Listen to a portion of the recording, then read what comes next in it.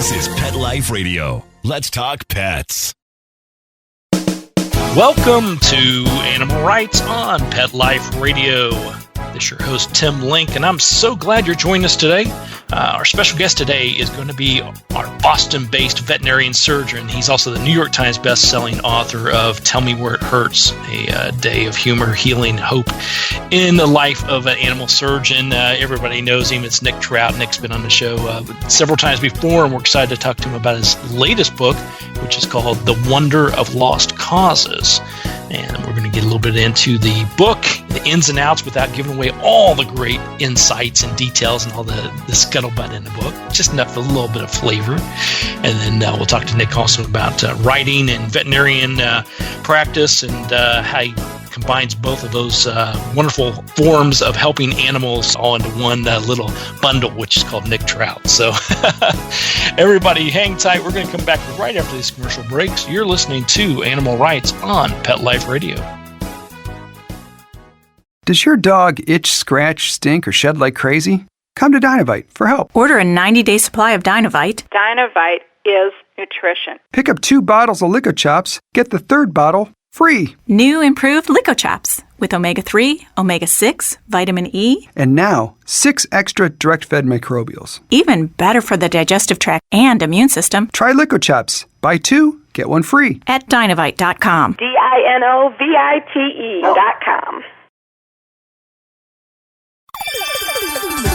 Let's Talk Pets on PetLifeRadio.com. Welcome back to Animal Rights on Pet Life Radio. And joining us now is New York Times bestselling author Nick Trout. Nick, welcome back to the show. Hi, Tim. Thanks so much for having me back on the show. Yeah, we're excited to have you back out and definitely excited about the latest book, which is called The Wonder of Lost Causes. Give the audience a little bit of flavor about what the book's all about and maybe some of the characters in the book. Yeah, so the book's really about 3 big characters. A young boy, 11-year-old boy called Jasper, he's having a tough time in life. He wants to have a normal childhood, but he's suffering from an incurable illness, a disease called cystic fibrosis, which is making life tough for him. He just wants to be a normal kid, and he's really has an affinity for dogs. His mom, Kate, is a veterinarian who works at a shelter, an animal shelter, rescuing pets, but mainly dogs. And this is on Cape Cod. And she's having a hard time as well because she's a fearful, struggling single mom. She's worried about her son's future. She's maybe a little overprotective. And into their lives comes the 3rd and potentially most important character, a mistreated, scarred, old mutt of a dog who is a character in his own right. His name is Whistler, and he changes everything. He gives them a totally different take on life and leads them on a much better path forward. So you've got all the twists and turns in there. You got all the great characters, and we know animals always change our life for the better, for sure. What are some of the challenges, the biggest challenges that the characters are going to go through? I understand you've got the health crisis, you've got the dog that's about to be moved on. So there's a lot going on there, but how do they overcome some of those hurdles? Yeah, so I think from the dog's perspective, as with older dogs, dogs who are potentially, in quotes, difficult to adopt, they're viewed as getting on in years. They may have health problems, behavioral problems. And, Kate, the veterinarian there, looks at this dog and thinks, boy, this is going to be a tough dog to adopt. The shelter she works at is what's called limited in terms of they can only try to adopt dogs for financial reasons and the number of animals coming through their facility for about a 14-day period before they have to say, I'm sorry, enough is enough. And we know that these limited or kill shelters can be very frustrating for everybody concerned, but it adds another sort of ticking clock tension to trying to sort things out for this dog. And Jasper, this boy with this illness, he's this kid, he's at this age where he says, you know what, to me everything's happening for a reason. Why do I have this? Why am I struggling? with my life, physically, medically. And is there a reason for that? He, through his treatments, his medications, has started to lose his sense of smell and taste. His hearing has been damaged from some of the medications, his sense of touch. And he starts to think to himself, you know what, if I'm having this disease for a reason and I'm starting to lose these senses, maybe I'm gaining something in return. And that's something that maybe I'm gaining is the ability to communicate with this dog. Not in a talking dog kind of way, but in that way that so many of us have with the animals in our lives. I was looking at a survey that said that 97% of pet owners believe they know what their pet is saying to them. And I said, you know what, I can take that to a slightly different level, and that there is this innate sense of communication that we have, that we do have the ability to appreciate what a dog is trying to tell us. And in Jasper's case, he wants to tap into a canine philosophy on life, that philosophy that we know and love in our animals, that live in the moment, make the best of everything, live without regret. And that, for a mother who is struggling and fearful of what her son's future might hold, is the perfect remedy for that woman. Even if she doesn't know it initially, it's something that she's going to discover over time. Absolutely. And it's fascinating because, the work that I do, obviously being able to communicate with animals and working with them closely every day, I've learned over the years to trust that connection you have with animals, even deeper than what we know from a scientific level or from a training level, to actually tap into that communication, that connection that you have with animals. And it sounds exactly what Jasper's doing here in this case. Yeah, I think it's, of course, initially his mother is fearful and skeptical that her boy is just, acting out another potential problem that is going to alienate him amongst his peers, make him seem even stranger, seem less, quote unquote, normal. And yet, it's also something that as their interactions between Jasper and Whistler progress through the book, she starts to believe that something is at play here. There is some connectivity, there is some communication on a very visceral, innate level, and she, starts her narrative arc as she comes towards the end of the book, realizing that what they have is more than just a simple friendship.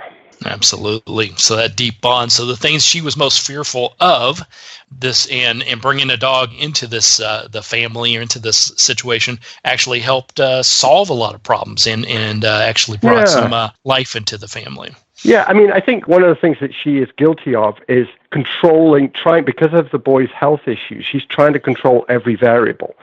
So at one point she says, he may be living, I may be keeping him alive, but is he really living? Is he really experiencing life? And there is, because, I wrote this story in part because, I'm a parent of a child with cystic fibrosis. My daughter, Emily, has cystic fibrosis. So I have that personal knowledge that we can pamper and try to protect and do everything we can to defeat this illness in our children and the young adults who have this problem. And at the end of the day, are they really enjoying what they have? And dogs, to me, there's a lot of kinship between our fear of the dogs in our lives having a short period of time with us, that we worry about losing them, that we worry about that sort of anticipatory grief. And so to me, there was a lot going on here between what I know as a parent and what I know as a veterinarian, and trying to sort of say, dogs have got it right. They live in the moment. They enjoy it. They don't, you see dogs at a dog park. They're not warming up. They're not stretching. They're just go, go, go. They're not worried about do the canine equivalent of do these shorts make my butt look fat. They are just enjoying themselves. And when my Labrador eats, it's just inhaled. It's a vacuum cleaner, and it's just loving it. And even when my dogs sleep, they are out for the count in a way that I could never manage.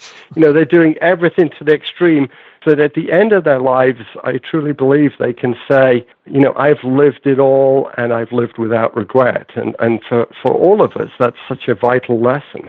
Absolutely. I think it's what we strive for, but we have a hard time imagining or putting forth the effort to get there. And in reality, if we just live a dog's life, in this case, we could get there easily. We don't have to put forth the effort. And I think in today's society, that's never been more important. I think that's why these dogs are so special to us, because they just simplify, they slow us down, they reduce the chaos. There's no backstabbing. It's all, I'm going to share a secret and I know it's safe. And we need that. And that's what, that's their gift for us amongst their many gifts, that they can distill life to the emotions that count. Absolutely. Good words of wisdom there for sure. All right, we're going to take a quick commercial break. Then we'll come back and talk to Nick Trout a little bit more about the book, The Wonders of Lost Causes, and talk to him a little bit more about his writing and writing styles as well. So everybody hang tight. We'll be back after these commercial breaks, and you're listening to Animal Rights on Pet Life Radio. Sit. Stay. We'll be right back after a short pause. Well, 4 to be exact. Hi, this is Tim Link, animal communicator and pet expert and host of Animal Rights on Pet Life Radio. Have you ever wanted to know what your pet is really thinking? Do you want to find out if they truly understand what you're trying to tell them? Ever wish you could build a better understanding and closer relationship with your pet? Well, now you can. Learning to Communicate with Animals is a 4-part on-demand workshop. In the workshop, you'll learn the essential techniques that are necessary to communicate with animals, including what is animal communication, breathing correctly to achieve the perfect state to communicate with your animals at a deeper level, using guided meditation exercises and method to communicate with animals, and how to send and receive information from your animals. So if you're wanting to learn how to communicate and connect with your animals at a deeper level, visit petliferadio.com/workshop and purchase and download Learning to Communicate with Animals. You'll be glad you did.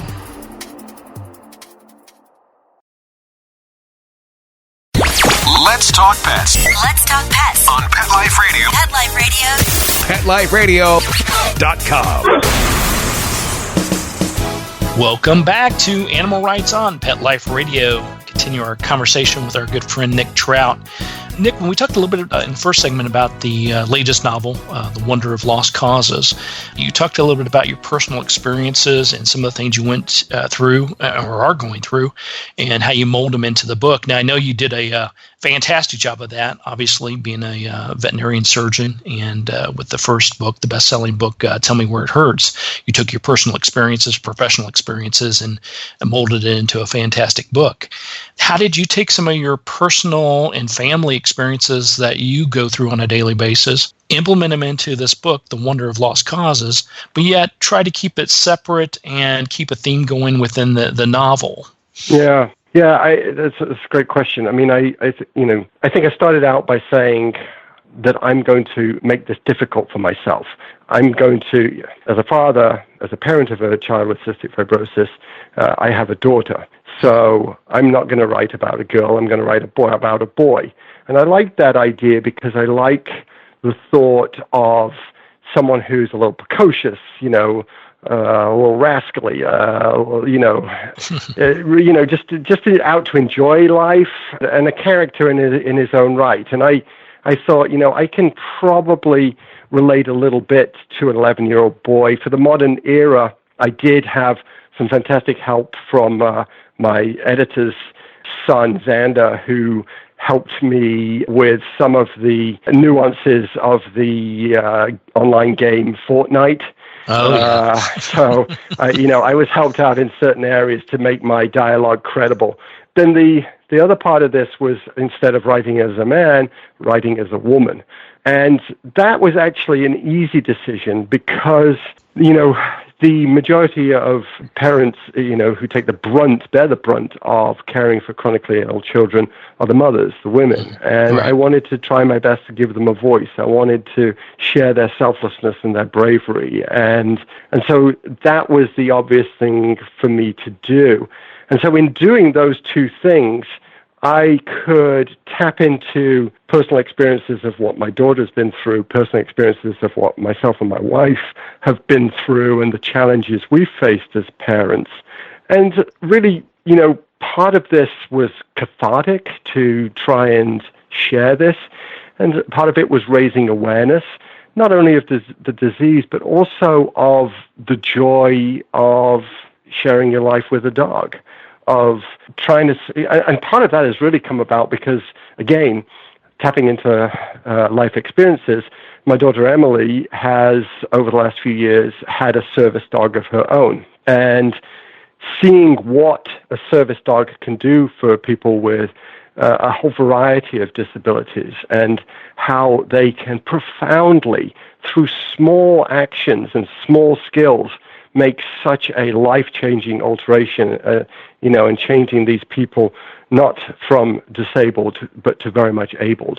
And that was another facet of the book that I wanted to incorporate. So just like, any other writer, it's sort of always comes back to write what you know. If you want to try and get some sense of authenticity, it's the safest bet. Yeah, but I think, and I agree with that wholeheartedly, but there's also that fine line, which I think you've done a great job in this book, because you're taking your, I shouldn't use the word easy, because it's not, but, it's easy to say, okay, I'm experiencing this with my daughter, so I'm going to make it a boy, or, I've gone through this, so I'm going to make it, the mother's viewpoint. Simple little changes, like changing somebody's name from Tim to Tom, okay. Mm-hmm. But what you've done is taken your knowledge and your personal experiences, and what you've learned over the years, also blended in what you've learned as a veterinarian. But on the other hand, not let that, and trying to get a message across, which you've done a great job of as well, but not let that interfere with a good story and, keeping it flowing and touching the heart. It's very, I would say, I'll use that word easy again. That's a terrible word I'm using here, but, it's easy to say, I'm going to pull from all my personal experiences. Then you end up with a book that maybe is a little bit more not entertaining as much, because there's so much heartfelt stuff in there. There's so much personal stuff in there. So you've got to walk that fine line. I think you've done a good job of sort of blending all that together. Yeah, I mean, this book has been, people have commented the fact that, it's been 5 years since I last published a book. And one of the reasons for that was that for the first time in a long time, I wasn't contractually obligated to write a book, which was nice. Because I could, in this instance, take my time and think about how best to come at a story and how best to convey some of the emotional challenges that are going on here. And, it's nice to hear that some of that appears to have had some success. Absolutely. So when putting together, you've got no contracts, no obligations to put together a book, and it's been 5 years. What is your process? When did you sort of come up with an idea that you can mold your experiences into a great novel? And was that something you accomplished in 1 month, or did it take all 5 years to get it fine-tuned? Yeah, so what happens is I happen to have a fantastic agent, and he loves the creative process. And, I start out by saying, hey, I got this idea for a kid who thinks he can talk to a dog. And he'll go, okay, I'm interested. And then he'll say, write me a paragraph. And I'll write a paragraph as a sort of elevator pitch. And then we'll go from there to a page, and we'll see where this is going. And a page becomes 3-page, and then they'll say, okay, why don't you think about how the whole story comes together, sort of structure some of the major features of where the story is going. And I'll do that. And then, months pass, and he'll say, well, I think this is in good shape. Why don't you write it? And so I did. I wrote it, and probably that was somewhere like 18 months after our first discussion. And, I was in a supermarket, and he calls me and says, this is amazing. This is fantastic. I'll give you a call back later because I'm loving this so much. And he calls me a little later and goes, Nick, we've got a problem.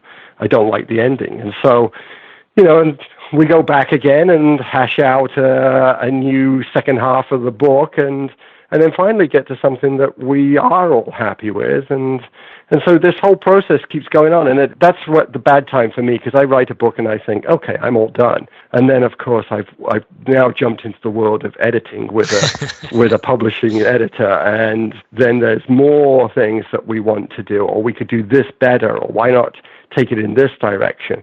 And so I got a publisher, fortunately, with HarperCollins, and my new editor has been fabulous, and that she has her own take on the weaknesses and the strengths and trying to heighten the tension and the drama, and it's all fabulous stuff. And I always come to realize that these people are all making me look a whole lot better than I really am as a writer.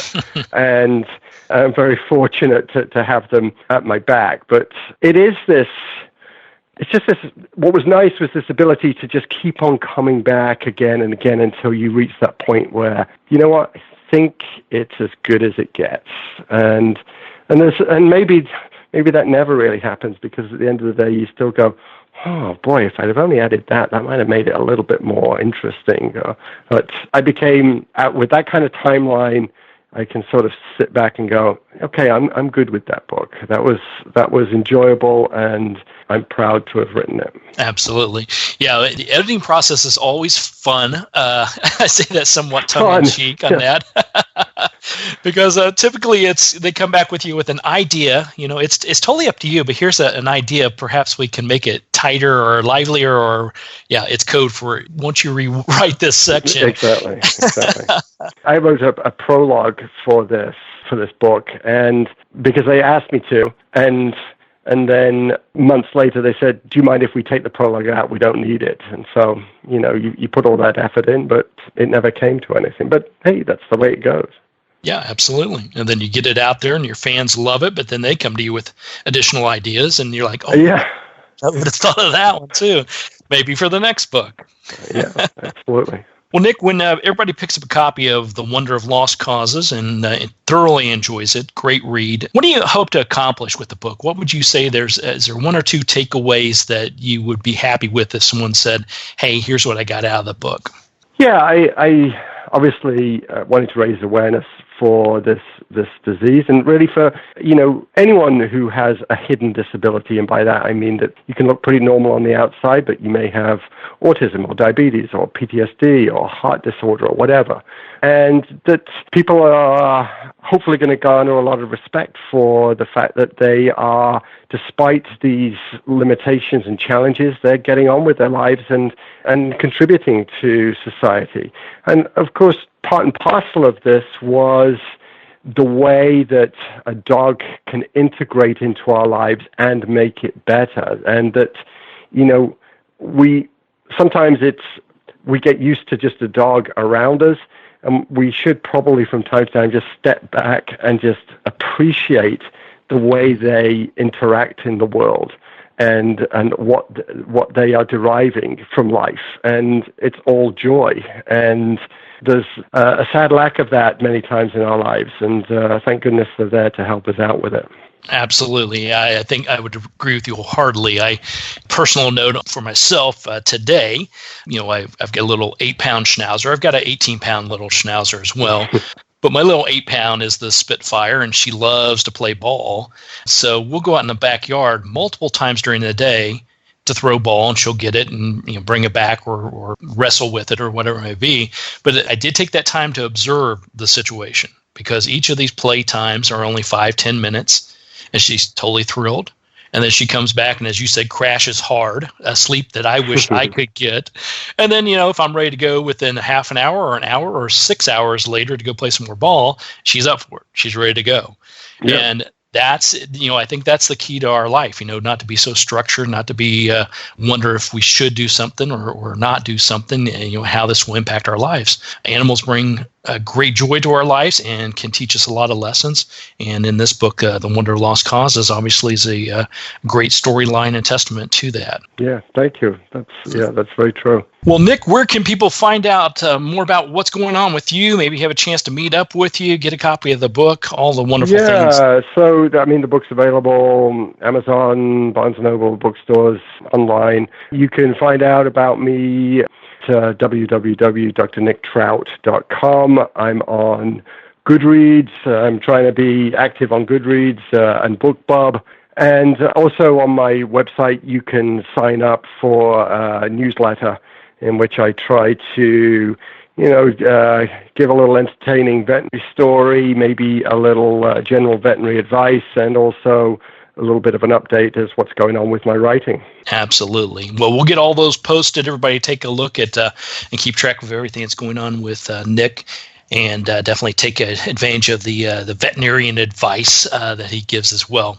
The name of the book, once again, the latest novel is called The Wonder of Lost Causes. Everybody pick up a copy. It's going to be a great read. You'll thoroughly enjoy it. And Nick, we'll look forward to the next one. Hopefully it won't be 5 years from now. Hopefully. I hope not. That's right. But if it is, we'll still be here, and we'll be glad to talk to you at that point, too.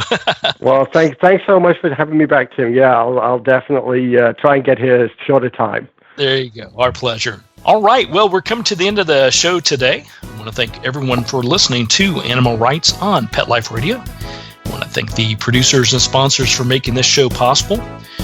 If you have any comments, ideas, thoughts for the show, you can go to PetLifeRadio.com and send us a note, and we'll be glad to answer your questions, entertain your comments, and bring on the people you want to hear from most. And while you're there, check out all the other wonderful shows and hosts that we've got on Pet Life Radio. That's PetLifeRadio.com. So until next time, write a great story about the animals in your life. Put it in a blog, an article, or in a book, and who knows, you may be the next guest on Animal Rights on Pet Life Radio. Have a great day.